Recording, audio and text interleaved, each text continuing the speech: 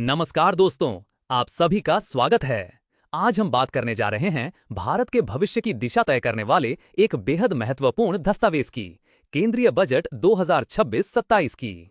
यह बजट विकसित भारत के विजन को सामने रखता है, जहां महत्वाकांक्षा के साथ समावेशन यानी इंक्लूजन पर बराबर जोर दिया गया है।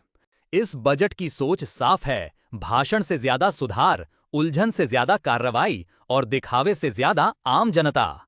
आइए अब एक एक करके बजट 2026-27 की प्रमुख विशेषताओं को समझते हैं और देखते हैं कि यह बजट देश और आम नागरिक के लिए क्या मायने रखता है। इस स्लाइड में बजट 2026-27 के पीछे का बड़ा विजन साफ दिखाई देता है। विकसित भारत यानी एस्पिरेशन को अचीवमेंट में बदलना। सरकार का फोकस 3 मुख्य स्तंभों पर है, जिसे यहां ट्रिनिटी ऑफ फोकस कहा गया है। पहला, मध्यम महंगाई, ताकि इकोनॉमी में मॉनेटरी स्टेबिलिटी बनी रहे और आम आदमी पर बोझ न बढ़े। दूसरा, लगातार आर्थिक विकास, लगभग 7% की ग्रोथ रेट को टारगेट किया गया है, जिससे रोजगार और अवसर दोनों बढ़ें। और तीसरा, फिस्कल डिसिप्लिन, यानी वित्तीय अनुशासन बनाए रखते हुए पब्लिक इन्वेस्टमेंट को बढ़ाना।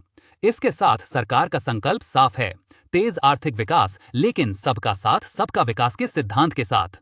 इसी दिशा में कोर ऑब्जेक्टिव्स तय किए गए हैं। आयात पर निर्भरता कम करना, देश में मैन्युफैक्चरिंग क्षमता बढ़ाना और भारत की एनर्जी सिक्योरिटी सुनिश्चित करना। अब हम बजट 2026-27 के पहले स्तंभ की बात करते हैं। रणनीतिक क्षेत्रों के जरिए औद्योगिक इंजन को दोबारा तेज करना। इसका मकसद है भारत को सिर्फ उपभोक्ता नहीं, बल्कि ग्लोबल मैन्युफैक्चरिंग हब बनाना। सबसे पहले बात करते हैं फ्रंटियर टेक्नोलॉजी की। बायोफार्मा शक्ति के जरिए बायोटेक्नोलॉजी मैन्युफैक्चरिंग को नई ताकत दी जाएगी। इंडिया सेमीकंडक्टर मिशन 2.0 के तहत चिप मैन्युफैक्चरिंग में आत्मनिर्भरता बढ़ाई जाएगी और रेयर अर्थ मैग्नेट्स के लिए एक नई स्कीम लाई जा रही है, ताकि रिसर्च से लेकर मैन्युफैक्चरिंग तक फॉरेन सप्लाई पर निर्भरता कम हो। दूसरा फोकस है इंडस्ट्रियल रिवाइवल पर। करीब 200 पुराने इंडस्ट्रियल क्लस्टर्स को फिर से रिवाइव किया जाएगा। इसके साथ डिफेंस और एविएशन जैसे स्ट्रेटेजिक सेक्टर्स में डोमेस्टिक मैन्युफैक्चरिंग कैपेसिटी को मजबूत किया जाएगा। तीसरा क्षेत्र है स्पेशलाइज्ड प्रोडक्शन। स्पोर्ट्स गुड्स के लिए अफोर्डेबल मैन्युफैक्चरिंग को बढ़ावा दिया जाएगा और टेक्सटाइल सेक्टर में इंटीग्रेटेड प्रोग्राम के जरिए कंपेटिटिवनेस को बेहतर बनाया जाएगा। कुल मिलाकर ये पिलर भारत की मैन्युफैक्चरिंग ताकत को नई दिशा देने वाला है। अब हम बात करते हैं मैन्युफैक्चरिंग बूम को गति देने वाले फिस्कल इंसेंटिव्स की। सबसे पहले SEZ रिफॉर्म्स। एक वन टाइम स्पेशल मेजर के तहत अब SEZ से डोमेस्टिक मार्केट यानी DTA में गुड्स की सेल आसान की जा रही है, वो भी कंसेशनल ड्यूटी रेट पर। इससे SEZ यूनिट्स को नई फ्लेक्सिबिलिटी मिलेगी और डोमेस्टिक सप्लाई मजबूत होगी। दूसरा बड़ा कदम है कस्टम्स और ड्यूटीज का रैशनलाइजेशन।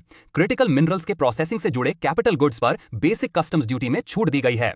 एविएशन सेक्टर में एयरक्राफ्ट पार्ट्स और कंपोनेंट्स के रॉ मटेरियल्स पर BCD एग्जेम्पशन मिलेगी। इलेक्ट्रॉनिक्स में माइक्रोवेव ओवन्स के पार्ट्स पर ड्यूटी एग्जेम्पशन दी गई है और फुटवेयर और लेदर सेक्टर में एक्सपोर्ट इनपुट्स के लिए ड्यूटी फ्री इंपोर्ट लिमिट बढ़ाकर FOB वैल्यू का 3% कर दिया गया है।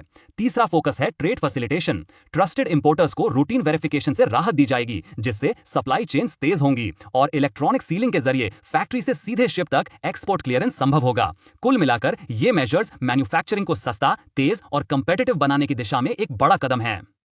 अब हम बजट 2026-27 के दूसरे स्तंभ की ओर बढ़ते हैं। ट्रेडिशनल IT से आगे सर्विसेज सेक्टर का विस्तार। सबसे पहले बात करते हैं IT पिवट की। सेफ हार्बर थ्रेशोल्ड को 300 करोड़ रुपए से बढ़ाकर 2000 करोड़ कर दिया गया है, जिससे बड़ी IT कंपनियों के लिए लिटिगेशन कम होगी। टैक्स सर्टेनिटी के लिए 5 साल का सेफ हार्बर ऑप्शन दिया गया है और यूनिलैटरल APAs को फास्ट ट्रैक किया जाएगा। इसके अलावा ग्लोबल क्लाउड सर्विसेज देने वाली विदेशी कंपनियों के लिए डेटा सेंटर्स पर 2047 तक टैक्स हॉलिडेज का प्रावधान किया गया है।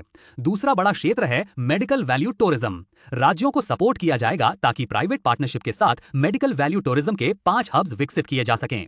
तीसरा फोकस है क्रिएटिव और एक्सपीरियंस इकोनॉमी। AVGC सेक्टर के तहत 15,000 सेकेंडरी स्कूल्स में कंटेंट क्रिएटर लैब्स बनाई जाएंगी। ईस्टर्न रीजन में एक नया नेशनल इंस्टीट्यूट ऑफ डिजाइन स्थापित किया जाएगा और टूरिज्म को बढ़ावा देने के लिए बिग कैट समिट जैसे ग्लोबल इवेंट्स आयोजित होंगे। साथ ही आइकॉनिक साइट्स पर 10,000 गाइड्स को अपस्किल किया जाएगा। ये पिलर भारत के सर्विसेज सेक्टर को एक नई पहचान देने की दिशा में अहम कदम है।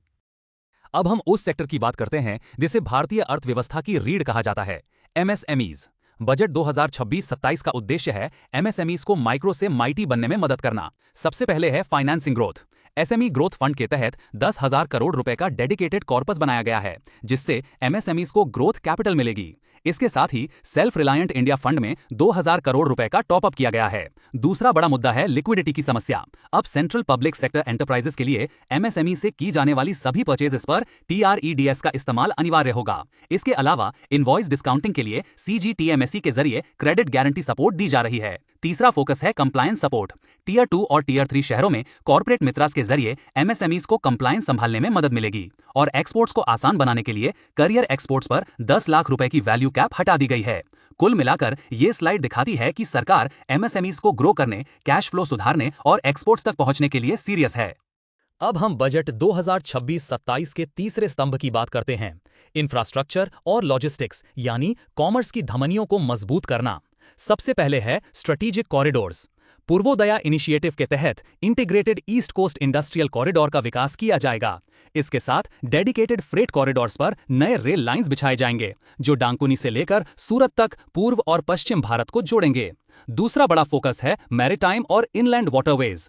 20 नए नेशनल वाटरवेज को ऑपरेशनल बनाया जाएगा, जिससे मिनरल रिच क्षेत्रों की कनेक्टिविटी बेहतर होगी।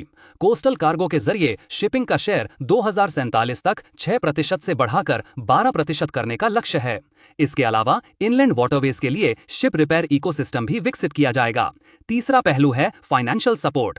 एसएसीआई स्कीम के तहत राज्यों को 2 लाख करोड़ रुपए का सपोर्ट दिया जाएगा और इंफ्रास्ट्रक्चर रिस्क गारंटी फंड के जरिए प्रोजेक्ट्स को पार्शियल क्रेडिट गारंटी मिलेगी, जिससे प्राइवेट इन्वेस्टमेंट को बढ़ावा मिलेगा। कुल मिलाकर ये पिलर लॉजिस्टिक्स कॉस्ट कम करने और भारत को एफिशिएंट ट्रेड इकोनॉमी बनाने की दिशा में बेहद अहम है। अब हम बात करते हैं भविष्य को ऊर्जा देने वाले अगले अहम क्षेत्र की, एनर्जी सिक्योरिटी और अर्बन कनेक्टिविटी। सबसे पहले है energy transition. Nuclear power projects के लिए गुड्स पर बेसिक कस्टम्स ड्यूटी की छूट को 2035 तक बढ़ा दिया गया है, जिससे लॉन्ग टर्म एनर्जी स्टेबिलिटी सुनिश्चित हो सके। कार्बन कैप्चर के लिए सीसीयूएस स्कीम लाई गई है, जिसमें 20,000 करोड़ रुपए का आउटले रखा गया है ताकि एमिशंस को कम किया जा सके। रिन्यूएबल एनर्जी को बढ़ावा देने के लिए lithium ion cell manufacturing equipment और सोलर ग्लास पर ड्यूटी एग्जेम्पशंस दी गई हैं। दूसरा बड़ा फोकस है अर्बनाइजेशन और मोबिलिटी। ग्रोथ कनेक्टर्स के तहत 7 हाई स्पीड रेल कॉरिडोर्स विकसित किए जाएंगे, जिनमें मुंबई, पुणे और दिल्ली, वाराणसी जैसे रूट्स शामिल हैं। टियर 2 और टियर 3 शहरों में सिटी इकोनॉमिक रीजन्स विकसित किए जाएंगे, जिससे अग्लोमरेशन इकोनॉमीज को बढ़ावा मिले। और क्लीन फ्यूल की दिशा में ब्लेंडेड सीएनजी पर बायोगैस वैल्यू को सेंट्रल एक्साइज ड्यूटी से बाहर रखा गया है। कुल मिलाकर ये स्लाइड दिखाती है कि बजट 2026-27 एनर्जी सिक्योरिटी के साथ सस्टेनेबल अर्बन ग्रोथ पर बराबर ध्यान दे रहा है। अब हम एग्रीकल्चर सेक्टर की बात करते हैं, जहां फोकस है फूड सिक्योरिटी से आगे वैल्यू क्रिएशन पर। हाई वैल्यू क्रॉप्स के तहत कैश्यू और कोको के प्रोडक्शन और प्रोसेसिंग को बढ़ावा दिया जाएगा। हॉर्टिकल्चर में पुराने ऑर्चर्ड्स को रिजुवेनेट किया जाएगा और हाई डेंसिटी कल्टीवेशन को एक्सपैंड किया जाएगा। ब्लू इकोनॉमी में इंडियन वेसल्स द्वारा पकड़ी गई फिश को ड्यूटी फ्री किया गया है और फिशरीज के लिए 500 रिजर्वायर्स के विकास के साथ वैल्यू चेन्स को मजबूत किया जाएगा। डिजिटल एग्रीकल्चर के तहत एग्री स्टैक को एआई सिस्टम्स के साथ इंटीग्रेट किया जाएगा, ताकि फार्मर्स को बेहतर डेटा और सर्विसेज मिले। साथ ही कोऑपरेटिव सोसाइटीज को टैक्स डिडक्शंस और डिविडेंड्स पर एग्जेम्पशंस देकर सपोर्ट किया जाएगा। कुल मिलाकर ये कदम किसानों की आय बढ़ाने और एग्रीकल्चर को मॉडर्न बनाने की दिशा में हैं। पहला फोकस है इंक्लूसिव डेवलपमेंट। ये पीपल सेंट्रिक मॉडल है, 3 मेन पॉइंट्स पर खड़ा है। पहला, दिव्यांगजन सपोर्ट। अलिम को आर्टिफिशियल लिम्स का प्रोडक्शन बढ़ाएगा, जो एआई इंटीग्रेटेड होंगे। दिव्यांगजन Kaushal Yojana industry relevant training देगी। दिव्य सहायता योजना high quality assistive devices provide करेगी। दूसरा, health and care. 1.5 lakh multi skilled care givers को ट्रेन किया जाएगा। मेंटल हेल्थ के लिए निम्हांस और न्यू इंस्टीट्यूट्स रांची व तेजपुर में होंगे।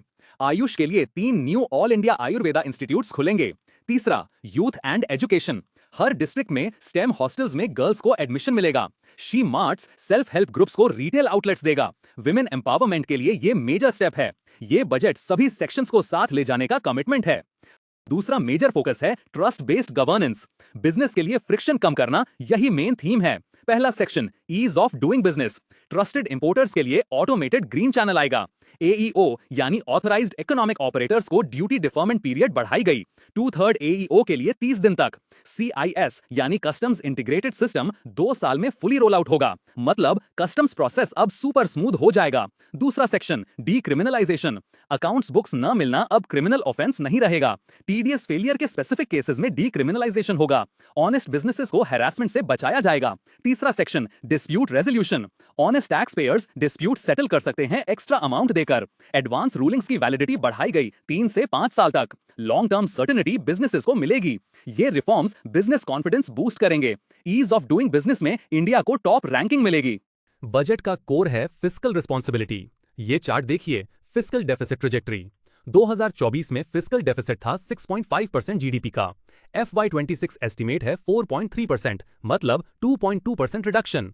FY27 टारगेट सिर्फ 3%, impressive consolidation. Government expenditure control कर रही है। इन्फ्लेशन लो रहेगा, फ्यूचर बोरोइंग कम होगा। डेट टारगेट्स बॉक्स देखिए, 2030 तक debt to GDP ratio 50% plus 1% करना है। Current FY27 estimate 56.6%। 4-5 सालों में 6.6% पॉइंट्स कम करना है।